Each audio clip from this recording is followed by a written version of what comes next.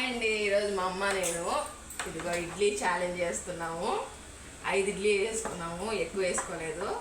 ఎందుకంటే ఎక్కువ తిని బాధపడకూడదు, అలాని తక్కువ కూడా పెట్టుకుంటే బాగోదు. అందుకే 5 ఇడ్లీ పెట్టుకున్నాము. సాంబార్ అయితే వేడిగా ఉంది. సాంబార్ ఇడ్లీ సూపర్ ఉంటుంది కదా, అందుకని ఈరోజు ఇట్లా ప్లాన్ చేసుకున్నాం ఇడ్లీ సాంబార్ అని. చూద్దాం ఎవరు గెలుస్తారో. స్టార్ట్ చేద్దామా.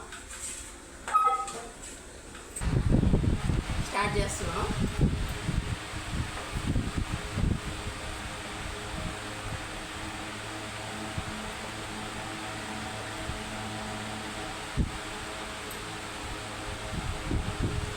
మేము ఈసారి డిసైడ్ అయ్యాము స్లోగానే తినాలి అని, మామూలుగానే తినాలి అని.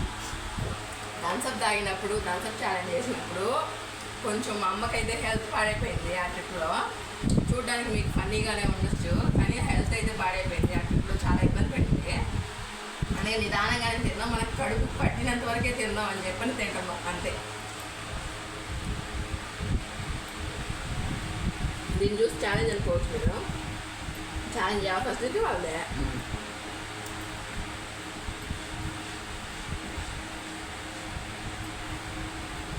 తిని బాధపడకూడదు, ఎక్కువ తినేసి ఫుల్గా తినేసి కడుపుని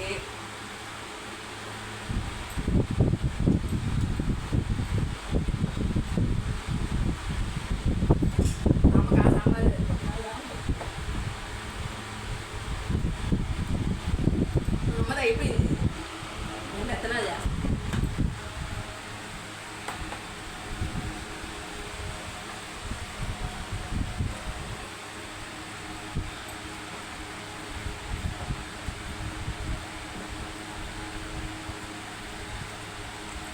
ఈసారి మా అమ్మ నన్ను గెలిపిద్దాం అనుకుంటున్నాను. దాని తినలేకపో.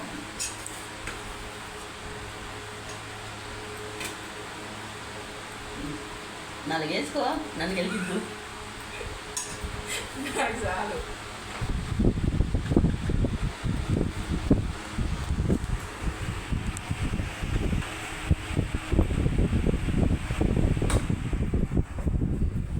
నువ్వు చిన్నగా తింటా అన్నావు కదా, చిన్నగా తింటున్నావా?